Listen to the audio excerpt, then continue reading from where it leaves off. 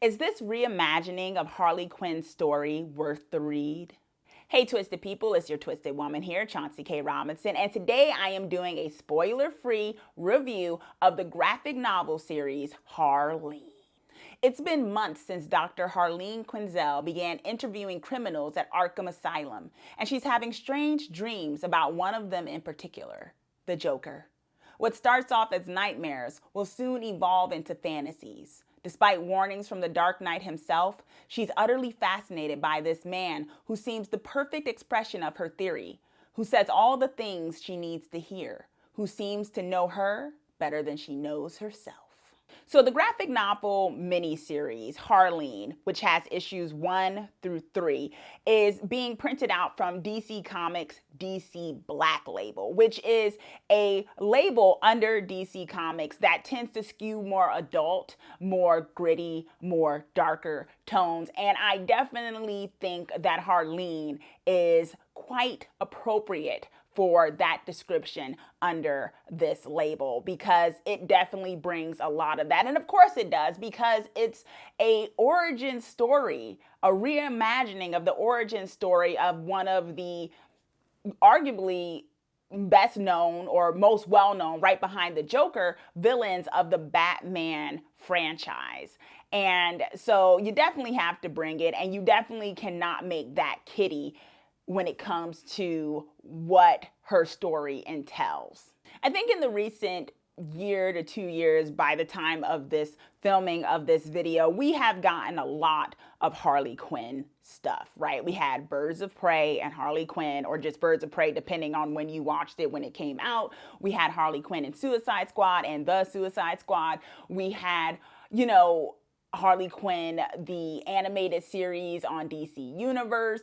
And we've just had a lot of Harley Quinn, and what tends to happen sometimes is that people get oversaturated with the character, and you almost kind of wonder how many times can they tell this story about this particular character. But then I kind of am of the school of thought that says, if you can reimagine things, every story has been told, but depending on how you tell it, it can be just as compelling as all the other stories told. I mean, how many reimaginings do we have of Batman, of the Joker? I mean, yeah, we got a lot of those, don't we? How many reimaginings do we have of Superman? And insert another superhero mainstream character here. And I think that's the same when it comes to Harley Quinn. Now, sure, I think there are other characters that deserve a little love when it comes to solo series and introspection and looking at their story in detail, such as Poison Ivy, even Catwoman, and others who get a little bit of shine but don't always get a lot of it, as much as,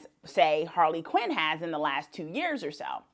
With that said, it's not like it's unjustified, because Harley Quinn, depending on how you do the character, how the character is explored in the storytelling, can be very interesting. And I think that is what you get with the Harleen graphic novel series. Writer and artist Stepan Shage really does bring it when it comes to paying attention to the detail of Harley Quinn.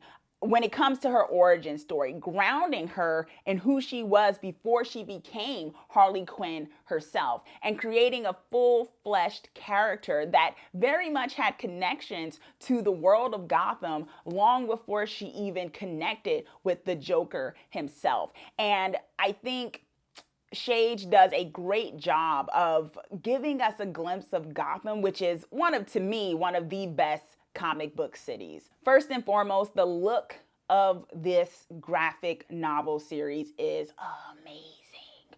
Oh my gosh, it's so pretty. You almost want to rip out the pages.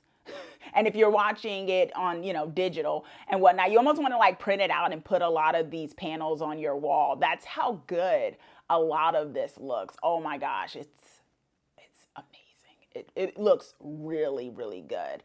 And, sometimes things are pretty, but then the storyline lacks. And I think he does it in a way where the panels very much connect to the action that we're watching, to the dialogue, and it goes hand in hand. And sometimes, we know, for those of us who read graphic novels and comic books, we know sometimes there can feel like a disconnect when we watch and read. Probably because Shage is both the writer and the artist in this particular case. So he knew on both ends what he was doing.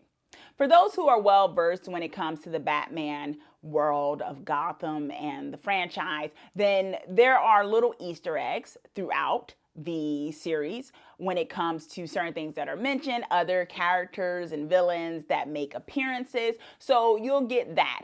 I will also say, though, if you're someone who maybe you're not really, well versed in Gotham or the franchise of Batman in and of itself, maybe you came to reading this because you really love Birds of Prey or something like that and you wanted more of Harley Quinn, then you can totally still absolutely love this series. The relationship of Joker and Harley Quinn is one that is much debated in popular discourse on whether or not it was glorifying a abusive situation or, doomed real love story. Sure.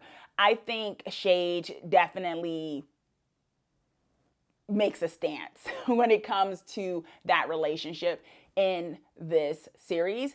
And I think I'm quite satisfied with the way he characterizes it.